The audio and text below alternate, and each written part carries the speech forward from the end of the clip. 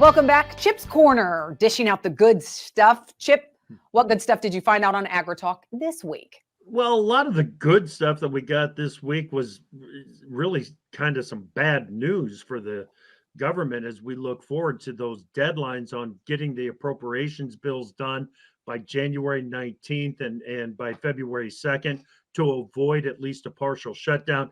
We're looking at some really tough situations. We had a conversation, relied on experience, and went to Colin Peterson, former chairman of the House Ag Committee and Democrat from Minnesota, to find out exactly where things stand at this time. They're still hoping that they can move these appropriation bills one by one.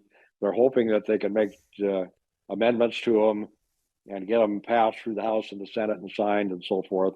I don't see how that's going to happen, but you got people out there that are trying to do that, and you got appropriators that want to be able to do their job. Yeah. And they don't like the fact that they're going to just give up and do a CR. There's a lot of interesting dynamics here. Incredible dynamics. Yeah, incredible dynamics. And I mean, even a short-term CR, you're going to have to get plenty of votes from the Democrats, right? Exactly. And if we do that, if Speaker Johnson takes that route with the short-term CR, he's going to be right back where former Speaker McCarthy was when the group of eight or the gang of eight went to vacate the position or vacate his seat. So things seem to be pointing back in that direction, Tyne, and that's a big concern. And then longer term, some of the cuts that would be mandated under a year-long continuing resolution, those are cuts that, when you look at the defense spending, for example, that there are lawmakers on both sides of the aisle that don't want those cuts to happen to certain projects. Okay, Chip, real quick, we're running into some key deadlines here. January 19th, February 2nd.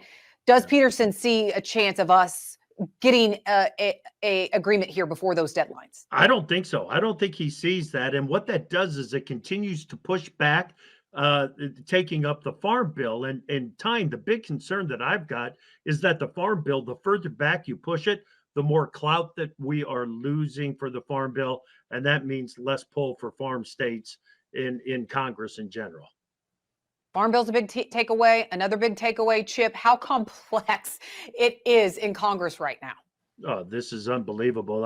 I've never seen so many different pieces of the puzzle that are trying to fit together to make things make sense. The dysfunction of what is happening and the upheaval that's happening in Congress, this is unprecedented.